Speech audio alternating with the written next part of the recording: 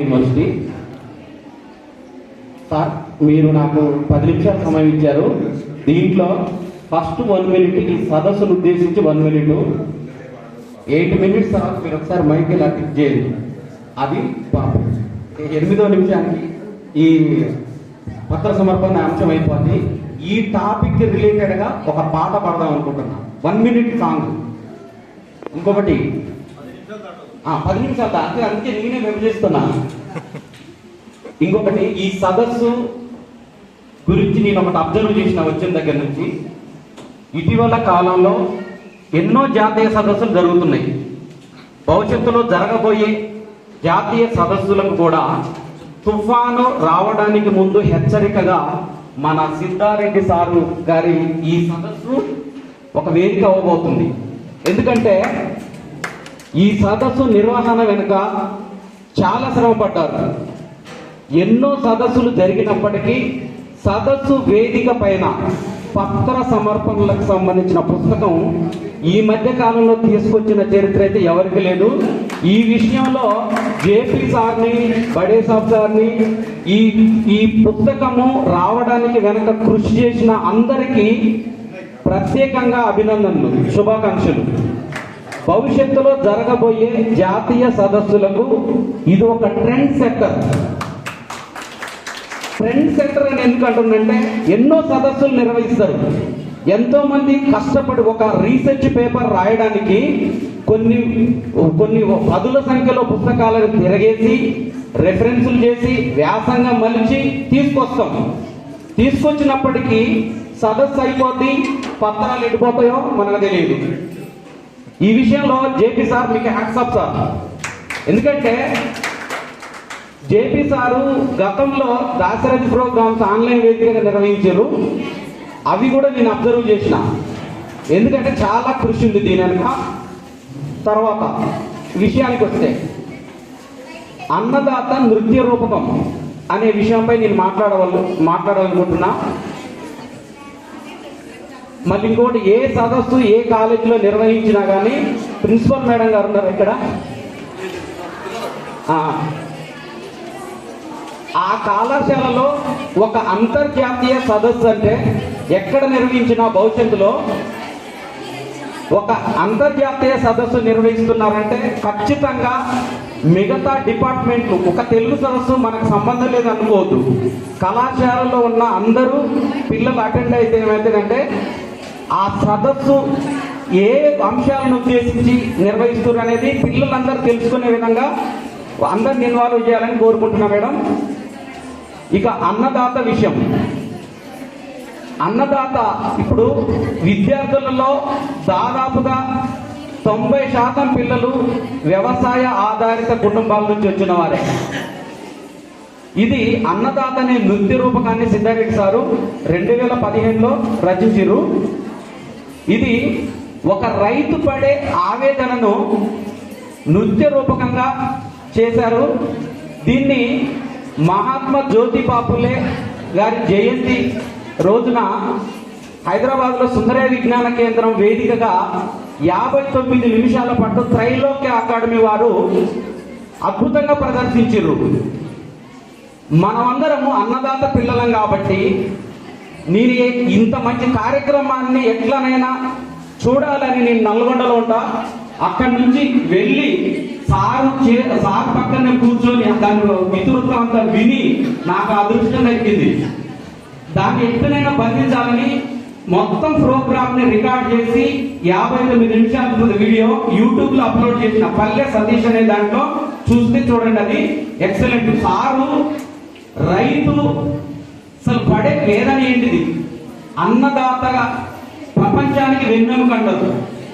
అన్నదాత కష్టపడి పంటలు పండిస్తే మిగతా వృత్తులన్నీ కూడా, అన్నదాత ఒక చెట్టు అయితే ఆ చెట్టు కింద చేరే ప్రతి ఒక్క జీవరాశికి ఆధారం అన్నదాత.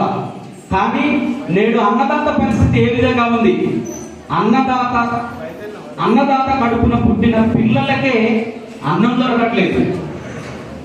ప్రకృతి వైపరీత్యాలు దొరుకుతున్నాయి. మనకి ఎన్నో ప్రకృతి వైపరీత్యాలు ఎదురయ్యే సమయంలో ఎవరైతే ప్రభుత్వ అధికారులు ఉంటారో ఫోటో ప్రదర్శనకు వస్తారు. రైతు పంటలు మునిగిపోయి ధాన్యం వర్షాలకు కొట్టుకొని పోయి ఎంతో కన్నీటి పర్యంతం అవుతున్న వేళ ప్రభుత్వ అధికారులు వచ్చి ఏదైనా నష్టపరిహారం ప్రకటిస్తారేమనుకుంటే ఆ మునిగిపోయిన ఆ పంటలను ఇలా గాల్లో చూపించి రైతు కన్నీరు కూడా తొడవకుండా ఫోటోకి పోజులు ఇచ్చి హామీలు ఇచ్చి వెళ్ళిపోతారు. అవి అమల్లో కావు. ఫస్ట్ పిల్లలు లాస్ట్లో వినపడుతుందా నా వాయిస్? అన్నదాతను ఫస్ట్ మనం రెస్పెక్ట్ ఇవ్వాలి. ఇప్పుడు ఒక కంపెనీకి మనం వెళ్ళిపోయినప్పుడు మోసగాళ్ళకి ఎక్కువ రెస్పెక్ట్ ఇస్తాం. మనం వాడు సూటు బోటు కోటు మొత్తం వేసుకొని వస్తాడు, ఆయన మట్టికి సార్ అని రెస్పెక్ట్ ఇస్తాం. అదే ఒక గోచితోని తలపాగా కట్టుకొని ఒక రైతు ఇలాంటి వేదిక మధ్యకు వస్తే మనం ఎవరైనా రెస్పెక్ట్ ఇవ్వం ఆయనకి. ఫస్ట్ మనం అన్నదాత పిల్లలం కాబట్టి వాళ్ళకి రెస్పెక్ట్ ఇవ్వటం నేర్చుకోవాలి.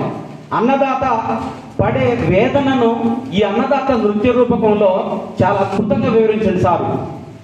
చెట్లు కొట్టే వరకు, చెట్లు కొట్టే విధానం, భూమిని చదును చేసే విధానం, భూమిని అంట ఎట్లా అలుకు పెట్టిండంటే అద్దంలా అలుకు పెట్టిండు అన్నాడు ఒక దగ్గర సారు.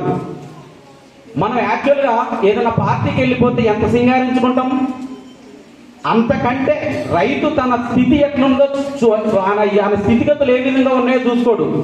కంటికి నిద్ర ఉండదు, పొలం అంతా నీళ్లు పారించాలి.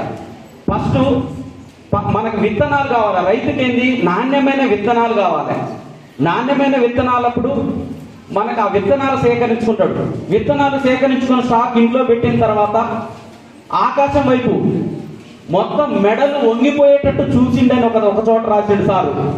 మొత్తం చూస్తాడు పంటల కోసం, ఈ పంట పండించాలనే తపనతోని ఎదురు చూస్తూ చూస్తూ మెడలు వంగిపోయినాయి అంటాడు సార్ ఒక చోట. చూసి చూసి చూసి మనం ఏం చేస్తాం, పంటలు పండడానికి వర్షాధార పంటలు కాబట్టి కప్ప తల్లి పెళ్లి చేస్తాం. కప్ప తల్లితో పెళ్లి ఎంతమందికి తెలుసు? కప్పలతో పెళ్లి చేస్తారని వర్షాల కోసం కొంతమంది చేతులు ఎత్తారు. కప్పల పెళ్లి గురించి సార్ అద్భుతంగా రాసింది దీంట్లో. అది చూసే వాళ్ళకి నేటి కాలంలో మూఢనమ్మకం ఉంటుంది. అది మూఢనమ్మకం కాదు, ప్రకృతి దేవతను మనం ఆరాధించడం. ప్రకృతిలోనే సర్వశక్తులు ఉన్నాయని నిరూపించిండు సారు. ఆ తర్వాత మనకి ఏవైతే పంటలు పండిన తర్వాత మనం ధాన్యం సేకరించుకుంటాం. సేకరించిన తర్వాత ఈ మొత్తం క్రమంలో కార్పొరేట్ శక్తులు ఎప్పుడైతే ఈ వ్యవసాయానికి ఎరవేయాలని, ఎవరైనా సింపుల్గా మోసం చేయాలనే కోరిక కలిగేది ఎవరిపైన అంటే వ్యవసాయదారుల మీద. రంగురంగుల సంచులలో విత్తనాలని ప్యాక్ చేసి లేబులింగ్ ఇచ్చి, నేను ఒక సైన్స్లో చదివాను. యాక్చువల్గా సైన్స్ స్టూడెంట్స్ని ఎంఏ తెలుగులో అయిపోయిన తర్వాత ఇప్పుడు పిహెచ్డీ చేస్తాను, కానీ నాకు సైన్స్లో జెనెటిక్స్ అనేది ఆ లెసన్లో చదివిన. ఇప్పుడు వచ్చే విత్తనాలంతా కూడా ఒక్క తరానికి మాత్రమే యూజ్ అవుతాయి. నెక్స్ట్ తరానికి అవే మన పంట సేకరించిన తర్వాత ఆ ధాన్యాన్ని నెక్స్ట్ పంటకు యూజ్ చేస్తే ఆ పంట నెక్స్ట్ తరానికి అవే ఒడ్లు మన పొలంలో వెళ్తే అవి పంట పంటదు. వేపుగా వరి పెరుగుతుంది కానీ కంకులేయవు. అట్లా జెనెటికల్గా నెక్స్ట్ తరాన్ని ఆపేసిరు. F1 generation, F2 generation, second generation ఆపేసి లాజిక్గా ప్రతిసారి పంట వేసేటప్పుడు రైతు విత్తనాలు కొనాలి. దానిపైన అందంగా రైతుని మోసగించడం. తర్వాత పురుగు మందులు అని పేరిట వెనకటి రోజుల్లో ఇప్పుడున్న ముందు వరుసలో ఉన్న ఈ పెద్దలందరూ కూడా వీళ్ళు చిన్నగా ఉన్న కాలంలో అసలు పురుగు మందులు అనేవి తెలవు. మంచిగా పాడి రైతుల నుంచి మంచిగా ఆ పశువుల ఎరువునే మంచిగా వాడి నాణ్యమైన పంటలు పండించి మంచిగా నాణ్యమైన తిండి తినబట్టి వాళ్ళంతా గట్టిగా ఉన్నారు. మన జనరేషన్ మందుల కూడు, మందులమయం. ఎవడో ఆరోగ్యంగా లేడు. గంట సేపు సదస్సులో కూర్చోమంటే ఎటో అయిపోతాం మనం. అట్లా అంటే ప్రతిదీ కలుషితం. మనకి ఈ రైతు ఈ క్రమంలో మనకు ఒకప్పుడు మోటార్లు తోలేది, బావుల నుంచి మోటార్ల ద్వారా మనకు నీళ్లు తోడేది. ఆ తర్వాత ఆ దాంట్లో కార్పొరేట్ శక్తులు ప్రవేశించి ఏం చేశారంటే బోరు బావులు ప్రవేశపెట్టారు. బోరు బావులు ప్రవేశపెట్టిన తర్వాత మోటార్లు ఎగిరిపోయినాయి.